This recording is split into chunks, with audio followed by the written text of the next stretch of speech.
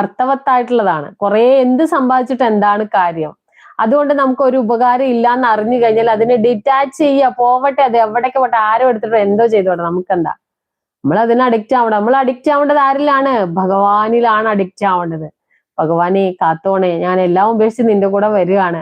നമ്മുടെ രാത്രിയില് എന്താ പറയാ, ഭഗവാൻ പറഞ്ഞല്ലോ, ഞാൻ ഒരു ദിവസം രാസനൃത്തം ആടാൻ വരും, ഞാൻ ഒരു ദിവസം വരും എന്ന് പറഞ്ഞു. ആ ഒരു ദിവസം എപ്പോഴാണെന്ന് ഒരു ഗോപികയ്ക്കും അറിയില്ല.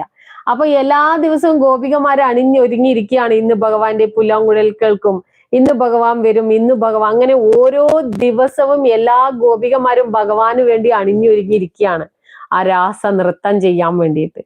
അതുപോലെ നമ്മളും രാസനൃത്തം ആടണം. രാസനൃത്തം ആടണമെങ്കിൽ നമ്മുടെ കയ്യിൽ ഇതൊന്നും പാടില്ല. അപ്പൊ രാസനൃത്തം ആടാൻ വരുന്ന ഗോപികമാരെ എങ്ങനെയാ വന്നത്?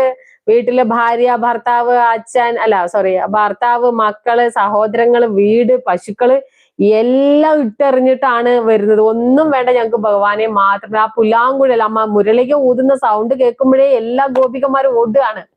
ആ വൃന്ദാവനത്തിലെ ആ നിധിവനത്തിലേക്ക് ഓടുകയാണ് ചെയ്യുന്നത്.